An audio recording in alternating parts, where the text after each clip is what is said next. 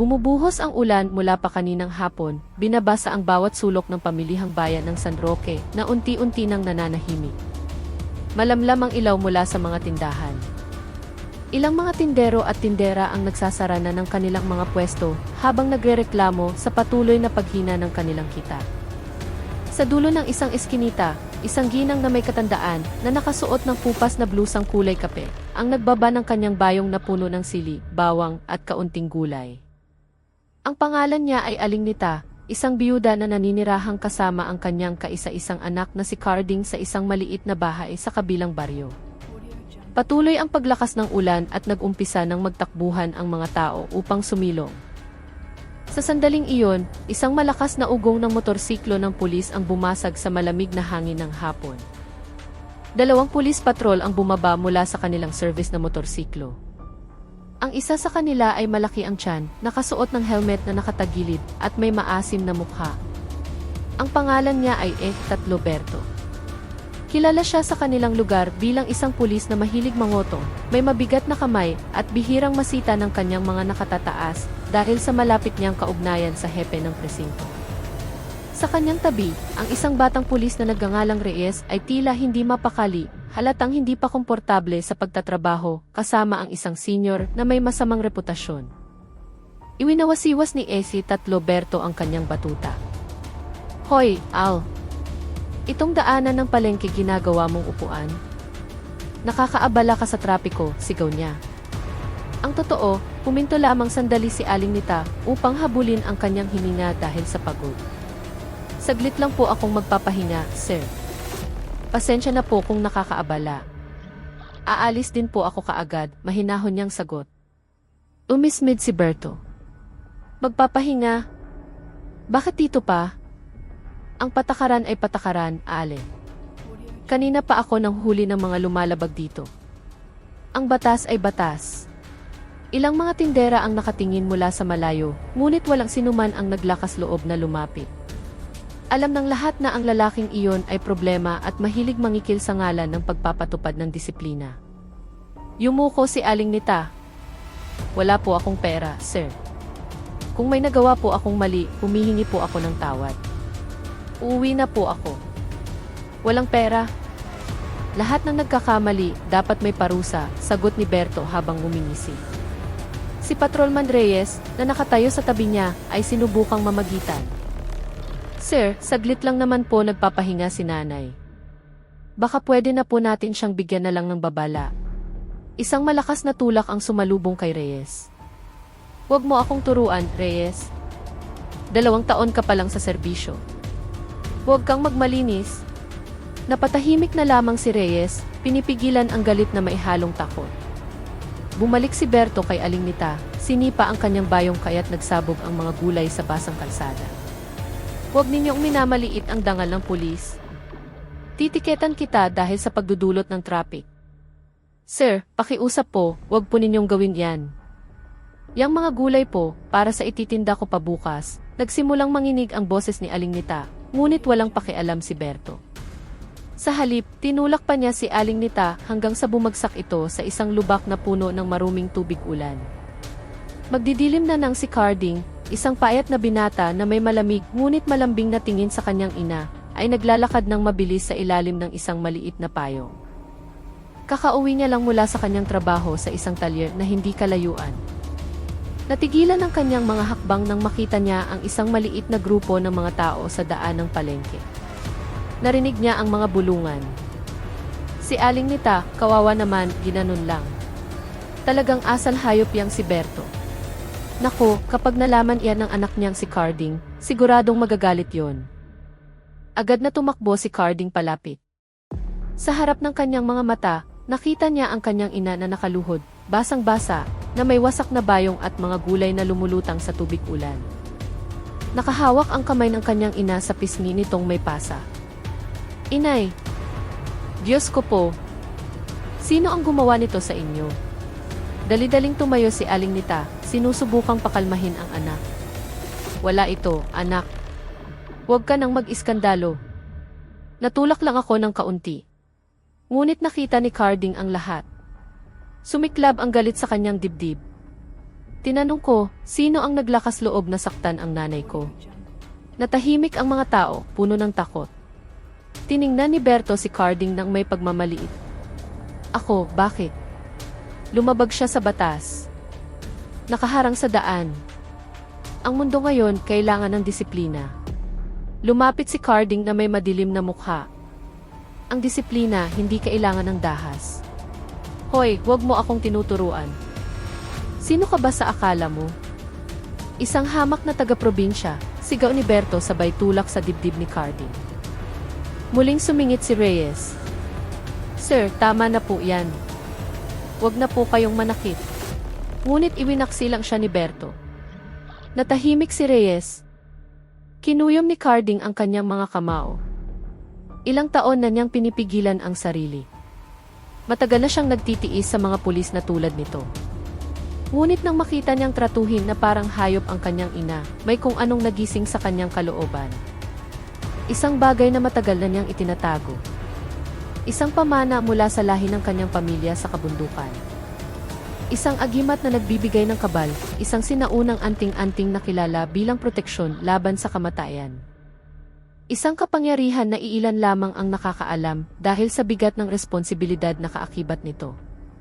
Hindi kailanman ginamit ni Carding ang kapangyarihang ito para manakit ng kapwa. Tinanggap niya ito mula sa kanyang lolo noong siya ay bata pa. Hindi para sa pagyayabang, kundi bilang isang tungkulin upang protektahan ang kanyang pamilya. Ngayon, kumukulo ang kanyang dugo. Lumapit muli si Berto, itinaas ang kanyang batuta. Sige, titiketan na rin kita. Pareho kayong nanggugulo. Ngunit nang akmang hahampasin na niya si Carding, tumitig ito ng diretsyo sa kanyang mga mata. Isang titig na napakatulis, napakaitim, na biglang nagdulot ng pag-aalinlangan kay Berto. Nagsalita si Carding ng mahina, ngunit malalim, kung maglalakas loob pa kayong saktan muli ang nanay ko, hindi na ako mananahimik. Sandaling katahimikan. Mas lalong lumakas ang buhos ng ulan. Hinamon siya ni Berto.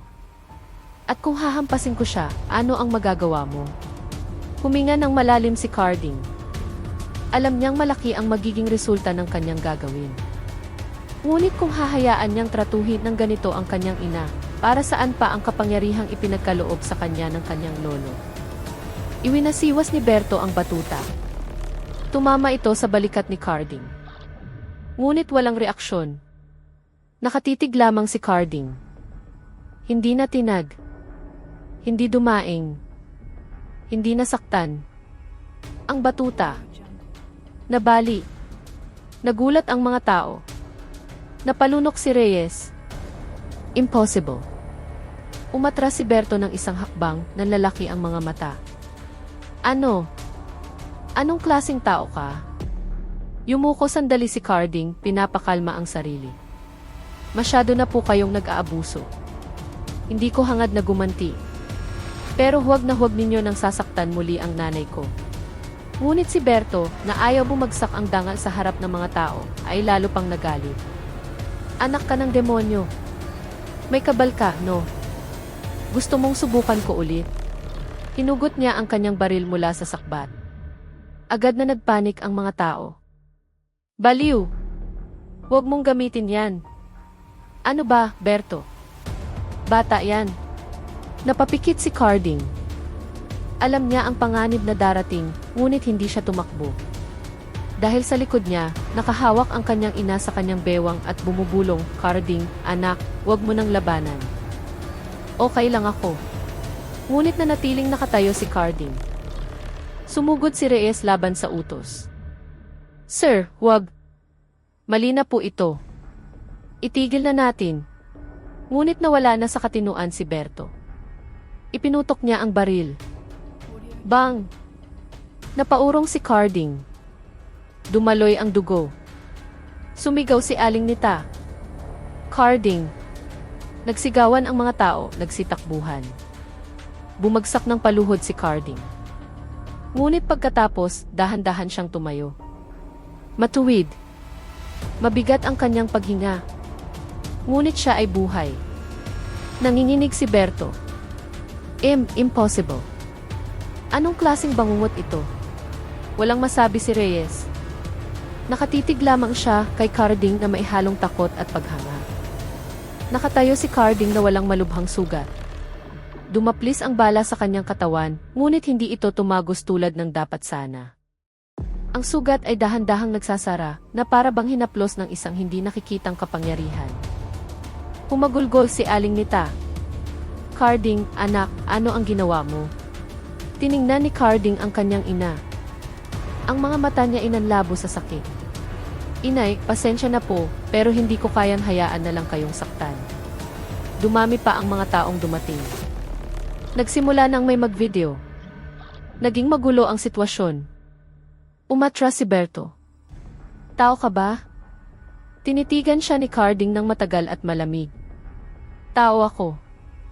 Pero kayo po, nakalimot na yatang maging tao. Ang malakas na ulang iyon ay naging saksi ng ang sitwasyon ay naging mas mapanganib. Hindi umatak si Carding. Ngunit ang kanyang kabal, ang kanyang tapang, at ang kanyang galit ay nagpagising kay Berto sa katotohanan kasi simula pa lamang niyang sindihan ang isang malaking apoy. Isang apoy na magdadala sa kanya sa mga kahihinatnan na hindi niya kailanman naisip.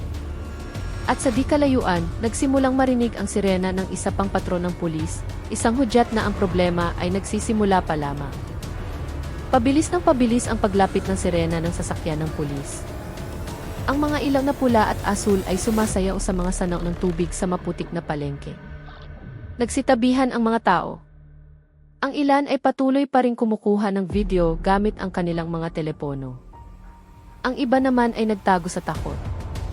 Si Carding ay nakatayo sa gitna ng lahat, basang-basa, na may dugong dumadaloy mula sa tama ng bala na unti-unti nang nagsasara. Maputla ang kanyang mukha, ngunit matalim ang kanyang mga mata. Ang ulan na bumubuhos sa kanyang katawan ay tila nagdagdag sa isang mahiwagang aura na nagpanginig sa lahat ng nakakakita sa kanya. Hinigpitan ni Aling Nita ang hawak sa kanyang braso. Carding, anak, umuwi na tayo. Natatakot ako. Hinawakan ni Carding ang kamay ng kanyang ina. Sandali lang po, Nay.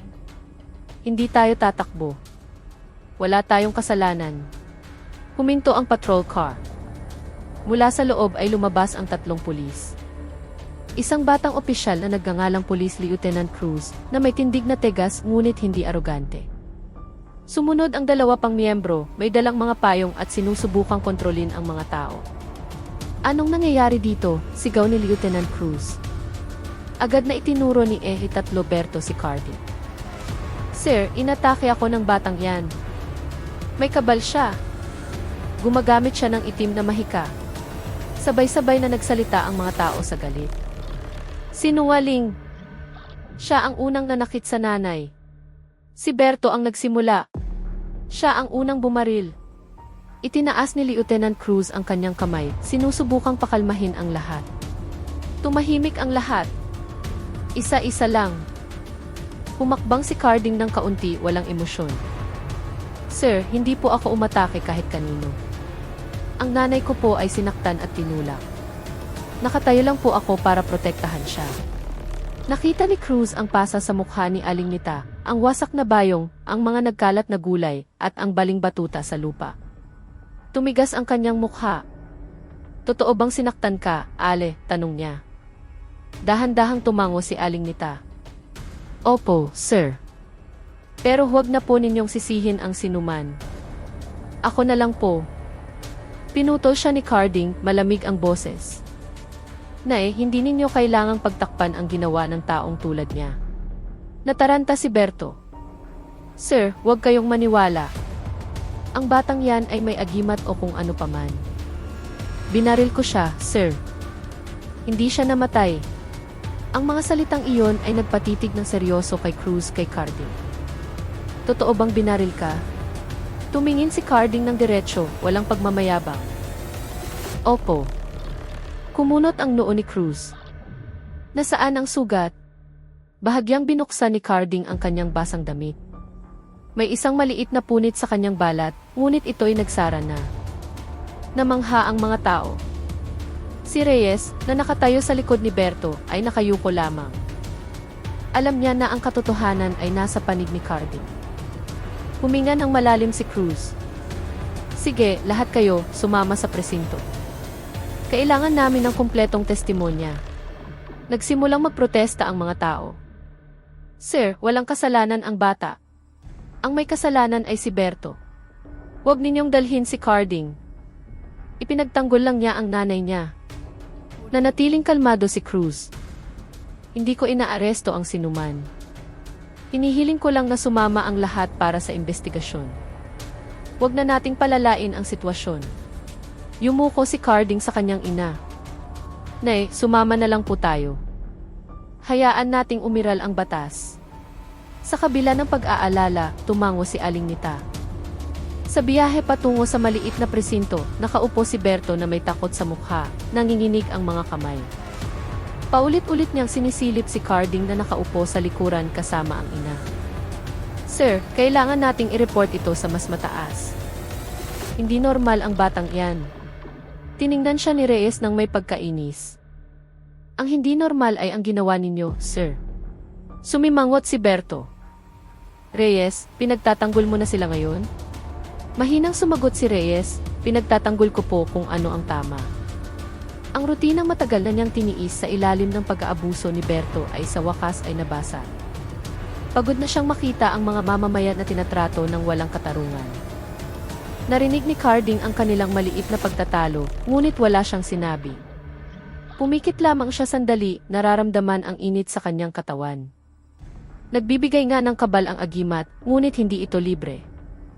May kabayaran sa kanyang katawan sa tuwing sinasangga niya ang isang atake, at alam niyang ang madalas na paggamit nito ay maaaring makasira sa kanyang kaluluwa. Sinabi minsan ng kanyang lolo, Carding, ang agimat ay hindi laruan.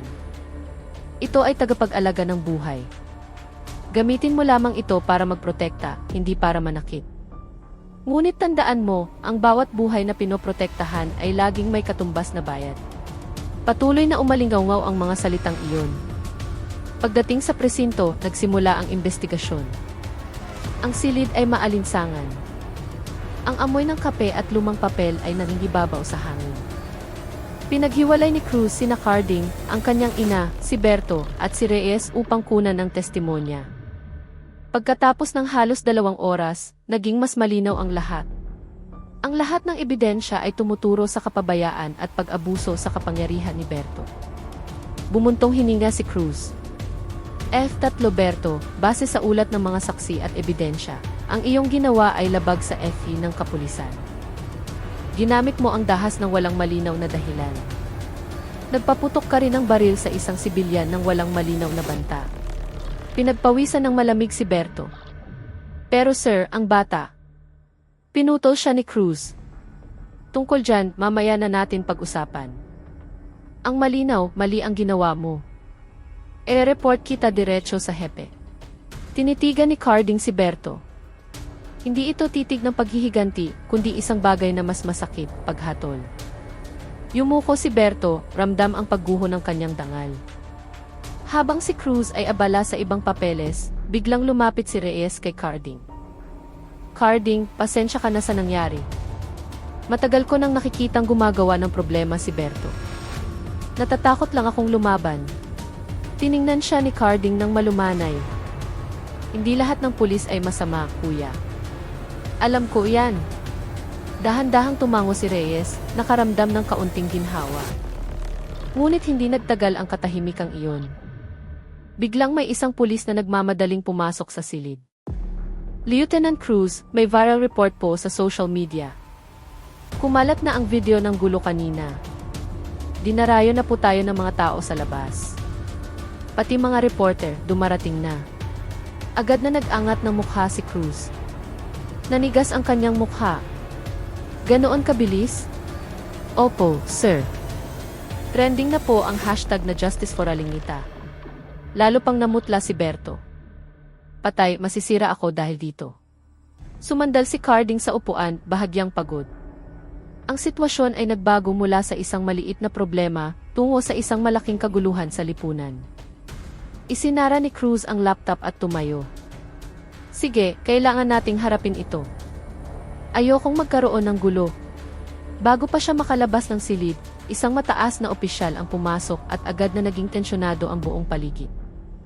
Ang opisyal ay si Police Major Aguilar, ang hepe ng presinto, na kilala bilang istrikto, ambisyoso, at ayaw madungisan ang pangalan.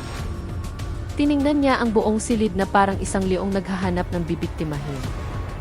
Anong nangyayari sa teritoryo ko? Bakit kumakalat ang video ng pulis na namamaril ng sibilyan? Sinubukang magpaliwanag ni Cruz. Sir, pinoproseso na po namin. Mayroong pag-abuso sa kapangyarihan. Tumahimik ka, sigaw ni Aguilar. Wala akong pakialam.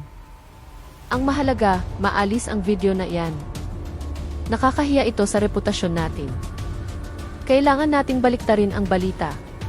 Pagkatapos ay tiningnan niya si Carding ng matalim. Ikaw na bata ka, gumagawa ka ng ganitong gulo. Gusto mong pabagsakin ang pangalan ng kapulisan. Tumayo si Carding. Wala po akong pinapabagsak na sinuman, sir. Ipinagtanggol ko lang po ang nanay ko. Umisi si Aguilar. Sa tingin mo maniniwala ang mundo? Taga-probinsya ka lang. Ang pulis ang laging tama sa mata ng marami. Kinuyom ni Carding ang kanyang kamao, pinipigilan ang emosyon. Hindi po kung ang pulis mismo ang yumuyurak sa maliliit. Uminit ang sitwasyon. Nakita ito ni Reyes at nangamba siyang mas malala pa ang gagawin ni Aguilar kaysa kay Berto. At tama nga siya, lumapit si Aguilar kay Carding. Mababa at nagbabanta ang kanyang boses. Narinig kong may kabal ka. Nanahimik si Carding. Gusto kong subukan, sabi ni Aguilar habang hawak ang kanyang baril. Agad na humarang si Cruz. Sir, wag po. Labag po iyan sa batas. Tinulak siya ni Aguilar ng malakas. Wag mo akong turuan tungkol sa batas. Nagsimulang mag-ingay ang mga tao sa labas ng presinto. Naririnig ang mga sigawan. Umiiyak sa takot si Aling Nita. Sir, wag ninyong saktan ang anak ko. Pakiusap. Ngunit walang pakialam si Aguilar. Dahan-dahan niyang itinaas ang kanyang baril, itinutok sa dibdib ni Carding. Tumingin si Carding sa mata ng kanyang ina. Sige na po, Nay. Huwag kayong matakot. Nagdilim ang kanyang mga mata. Sa loob niya, ang kapangyarihan ng agimat ay nagsimulang gumalaw, pumipintig na parang isang pangalawang pulso na gumigising sa sinaunang enerhiya. Huminga ng malalim si Aguilar. Gusto kong malaman kung totoong ang hindi ka namamatay. Bang! Isang malakas na putok ang yumanig sa buong presinto. Sumigaw si Aling Nita. Sumigaw ang mga tao sa labas. Napahawak sa bibig si Reyes sa takot. At sa gitna ng manipis na usok, bahagyang napaatras ang katawan ni Carding, bago muling tumayo ng tuwid. Ang sugat ay muling nagsara ng dahan-dahan. Umatras si Major Aguilar ng 3 hakbang, ang mukha ay putlang-putla sa hindi paniniwala. Tao ka ba o demonyo? Tiningnan siya ni Carding ng mahinahon, nanginginig ang boses ngunit matatag. Hindi po ako demonyo, sir. Anak lang po ako na nagpoprotekta sa kanyang ina. Katahimikan. Lahat ay natigilan. At mula sa labas, nagsimulang umalinggaw ang boses ng libu-libong mamamayan, tinatawag ang pangalan ni Carding, isang hudyat na mas malaking unos pa ang paparating. Ang sigaw ng mga tao sa labas ng presinto ay parang alon ng galit na papalakas ng papalakas. Palayain si Carding. Pulis na abusado, patalsikin. Gusto namin ng hustisya para kay Aling Nita. Ang presinto na dati isang lumang gusali lamang na may kupas na pader ay naging sentro ng isang nagbabantang kaguluhan. Dala-dala ng mga mamamahayag ang kanilang mga kamera, dumating din ang mga tinderong nakasaksi sa pangyayari, at ang mga kabataan mula sa kanilang lugar ay nasa unahan ng hanay, habang ang mga ina ay may dalang mga poster na isinulat ng padalos-dalos. Sa loob, mas matindi ang tensyon. Hindi pa rin makapaniwala si Major Aguilar na nakatayong muli si Carding matapos barilin. Mabilis ang kanyang paghinga, ang kanyang mga mata ay ligaw na parang nawala ng kontrol. Hindi. Impossible ito. Walang taong ganito. Tiningnan siya ni Carding ng walang galit, ngunit may halong pagkadismaya. Sinabi ko na po. Ayaw ko ng gulo. Pero kayo ang namilit. Si Lieutenant Cruz, na tinulak kanina ni Aguilar, ay naglakas loob na tumayo sa pagitan nila. Major, hindi na po natin maaaring ituloy ito. Hindi na po kontrolado ang sitwasyon. Pakiusap po, idaan natin sa mahinahong usapan. Tinitigan ni Aguilar si Cruz.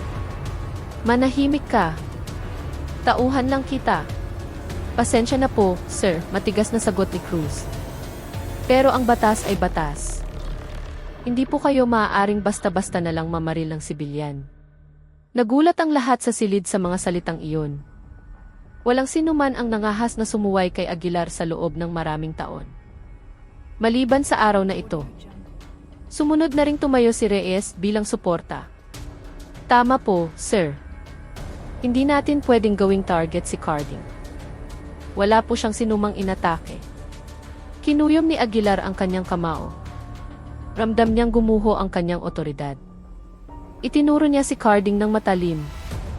Ang batang ito ang punot dulo ng gulo. Kung hindi niya ipinagyabang ang itim na mahika niya, hindi ito magiging viral. Huminga ng malalim si Carding, sinusubukang pigilan ang galit na naipon mula pa noong saktan ang kanyang ina. Wala po akong ipinagyabang. Kayo po ang umatake.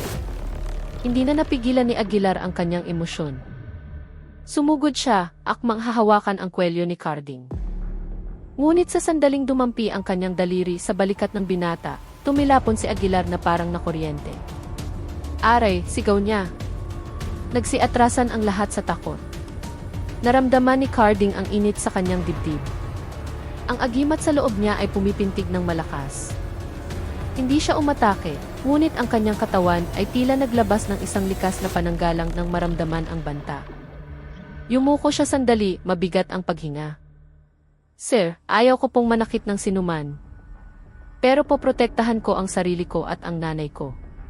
Tiningnan ni Reyes si Carding na may paghanga at pangingilabot. Carding, ano ka ba talaga? Hindi sumagot si Carding. Pumikit lamang siya. Ang ulan sa labas ay lalo pang lumakas, na parang ibinubuhos ang lakas nito sa bubong ng lumang presinto. Naalala niya muli ang kanyang lolo. Ang agimat ay hindi sandata. Ito ay isang muog. Nagpapakita lamang ito sa tamang panahon. At ngayon, dumating na ang panahon. Sa paraang pinakamadilim, biglang bumukas ng malakas ang pinto ng presinto. Isang matandang lalaki na may puting balbas, nakasuot ng manipis na itim na damit na basa ng ulan, ang pumasok na may matatag na hakbang. Nagsigawan ang mga tao sa labas. Dumating na si Tatang Lucio. Nandito na ang pinuno ng mga albularyo. Bumaba na ng bundok ang matanda. Si Tatang Lucio, isang matandang iginagalang sa 3 bayan, ay bahagyang yumuko sa may pintuan. Mahigit 70 taon na ang kanyang edad, ngunit ang tingin niya ay matalas pa rin na parang sa isang binata, puno ng otoridad at kapanatagan. Si Aguilar na nasasaktan pa rin ay biglang namutla. Tatang, anong ginagawa ninyo dito? Tiningnan ni Tatang Lucio ang lahat, at ang kanyang tingin ay tumama kay Carding. Ang batang yan ay apo ng yumaong ambo ng Sierra Madre, hindi ba? Natigilan si Carding. Opo, Tatang. Lolo ko po si Ambo. Nagbulungan ang mga tao. Ngayon lang nila nalaman ang lahi ni Carding. Ang pangalang Ambo ng Sierra Madre ay hindi basta-basta. Siya ay isang maalamat na albularyo na naging gabay ng maraming kilalang tao. Lumapit si Tatang Lucio, tinitigan si Carding ng malalim. Bata, nakita ko na ang nangyari. Ang kabal na iyan ay mabigat dalhin at matagal nang hindi nagpapakita. Mag-ingat ka. Ang boses ng matanda ay malumanay ngunit puno ng tahimik na kapangyarihan na nagpanginig sa lahat. Yumuko si Carding bilang paggalang. Ayaw ko po sanang gamitin ito, Tatang. Pero tinrato po nila ang nanay ko na parang hayop. Hindi ko po kayang manahimik. Hinaplos ni Tatang Lucio ang kanyang balikat. Alam kong wala kang kasalanan. Pagkatapos ay humarap siya kina Aguilar at Berto na nanginginig na parang mga daga sa harap ng isang tigre. At kayong mga pulis, hindi kayo mga hari. Kayo ay mga lingkod bayan. Kapag ang taong bayan ay inaapi, hindi ako mananahimik. Naglakas loob si Aguilar na magsalita. Tatang, hindi lang po kami nagkaintindihan. Hindi nagkaintindihan? Itinukod ni Tatang Lucio ang kanyang tungkod na kahoy sa sahig. Isang malakas na tunog ang umalinggaw-ngaw. Tila yumanig ang buong silid. binaril mo ang isang bata ng walang dahilan. Iyan ay krimen, hindi pagkakamali. Agad na lumuhod si Berto sa takot. Tatang, nagkamali po ako. Patawad po. Tumahimik ka, sagot ni Tatang Lucio nang hindi lumilingon. Tinitigan ni Carding ang matanda, nagtataka. Hindi pa siya nakakita ng isang taong kayang paluhurin ang isang hepe at isang senior na pulis sa pamamagitan lamang ng mga salita. Itinaas ni Tatang Lucio ang kanyang kamay at nagbigay ng senyas kay Lieutenant Cruz. Ikaw ang pinakamatino sa inyo dito. Ayusin mo ito ayon sa tamang batas. Yumuko si Cruz bilang paggalang. Masusunod po, Tatang. At tandaan mo, patuloy ni Tatang Lucio, ang agimat ay hindi para ipagyabang. Kung malaman ng gobyerno na mayroon kang ganyang kapangyarihan, baka tugisin ka nila. Natigilan si Carding. Bakit po nila ako tutugisin? Tiningnan siya ni Tatang Lucio ng matagal. Dahil ang kabal ay itinuturing na isang mapanganib na alamat. Isang kapangyarihan na maaaring katakutan ng Estado at pagnasaan ng mga taong sakim. Biglang tumahimik ang silid. Hinawakan ni Aling Nita ang kamay ni Carding, takot na mawala ang kanyang anak. Naintindihan ni Carding na ang problemang ito ay hindi na lamang tungkol sa mga tiwaling pulis. Umabot na ito sa isang mas madilim na teritoryo. Ngayon, sumama ka sa akin pa uwi, sabi ni Tatang Lucio. Marami tayong kailangang pag-usapan. Tumango si Cruz. Pinapayagan ko po hanggat tumatakbo ang proseso ng batas. Titiyakin kong ligtas kayo ni Aling Nita. Gustong tumuto ni Aguilar, ngunit parang umurong ang kanyang dila nang titigan siyang muli ni Tatang Lucio. Isang titig na parang sumasakal sa kanya dahil sa konsensya. Inalalayan ni Carding ang kanyang ina. Paglabas nila ng presinto, sinalubong sila ng libu-libong tao na sumisigaw. Carding! Carding! Kasama mo kami, Carding. Hustisya para sa maliliit. Ngunit sa likod ng mga sigawang iyon, may naramdaman si Carding na hindi maganda. Sa gitna ng mga tao, may ilang lalaking maayos ang pananamit, hindi tulad ng karaniwang mamamayan. Tinititigan nila siya ng matindi, hindi sumisigaw. Nagmamasid lang. Sinusukat. Bumulong si Tatang Lucio sa kanyang tenga. Sila ang mga ahente ng gobyerno. Naaamoy na nila ang iyong pag-iral. Napalunok si Carding. At mula ngayon, patuloy ni Tatang Lucio, ang iyong tadhana ay magiging mas malaki pa kaysa sa inaakala mo. Ang sitwasyon ay lalong naging kritikal. Ang kapangyarihan ng agimat ay lumabas na sa mata ng mundo, at ang mundo ay hindi mananahimik lamang. Napakatahimik ng gabi sa baryo ng San Roque. Karaniwan, ang tunog ng mga kuliglig at palaka sa bukid ang pumupuno sa hangin, ngunit ngayon, tila may pumipigil sa kanila. Dala ng hangin ang amoy ng basang lupa matapos humupa ang ulan. Ngunit sa likod ng amoy na iyon ay may ibang simoy. Isang dayuhang simoy, mabigat at puno ng mga tanong. Sa simpleng bahay ni Tatang Lucio, nakaupo si Carding na nakakrus ang mga binti.